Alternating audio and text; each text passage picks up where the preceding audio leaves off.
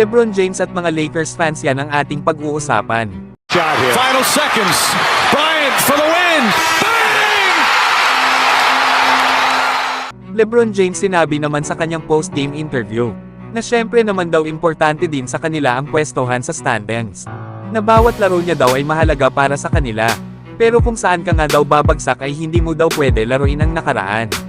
Na pwede nga daw si LeBron umupo sa kinauupuan niya. At sasabihin niya na mas gusto niya ang kanilang pwesto sa ngayon. Na syempre isa nga daw itong kasinungalingan kaya importante daw talaga ang seedings. Pero kahit saan ka nga daw bumagsak ay kailangan mong kunin ang challenge. Na sa pagtatapos nga daw ng araw ay ang mga laro pa rin ang magdidikta para sa kanilang mga sarili. Kaya wala daw rason para kay LeBron ang tingnan ang scoreboard. Yan nga mga idol ang mga sinabi ni LeBron sa kanyang post-game interview. Na nakafocus nga lang ito sa kanilang makakalaban at hindi sa kanilang standing sa ngayon. Alam naman natin na importante ang susunod nilang laban at ito nga ay laban sa kupunan ng New Orleans Pelicans. Na kapag nagawa nga dito ng Lakers na manalo ay secured na nila ang 8 seed sa West para sa play-in tournament.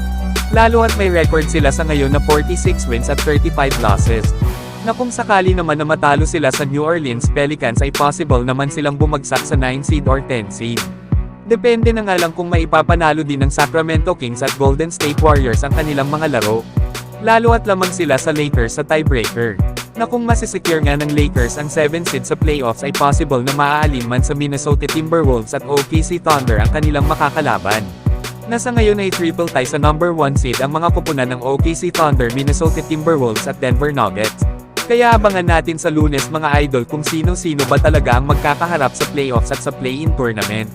Samantalang hindi naman na-satisfied itong mga Lakers fans sa naging panalo ng Los Angeles Lakers dito sa Memphis Grizzlies kanina. Tinawag nga ito ng iba sa mga Lakers fans na worst win of the season. Paano ba naman ay wala daw effort ang kanilang pupunan simula first quarter hanggang sa kalagitnaan ng third quarter. Binigyan daw nila ng confidence itong Memphis buong laro tapos naswertehan nga lang daw nila ang panalo sa dulo. Paano ba naman si LeBron ay gumagawa daw ng mahihirap na tira habang si Davis naman daw ay sumasablay sa kanyang mga clutch free throws. Kaya dapat ay pagbutihan pa daw ng Los Angeles Lakers ang kanilang laro sa susunod. Yan nga mga idol ang mga sinabi ng isa sa mga Lakers fans. Syempre mga idol kung isa kang tagahanga ng Los Angeles Lakers, ay hindi mo rin gusto na makita na nahihirapan manalo ang iyong kupunan sa katulad ng Memphis Grizzlies na walang mga star players na kasama kanina.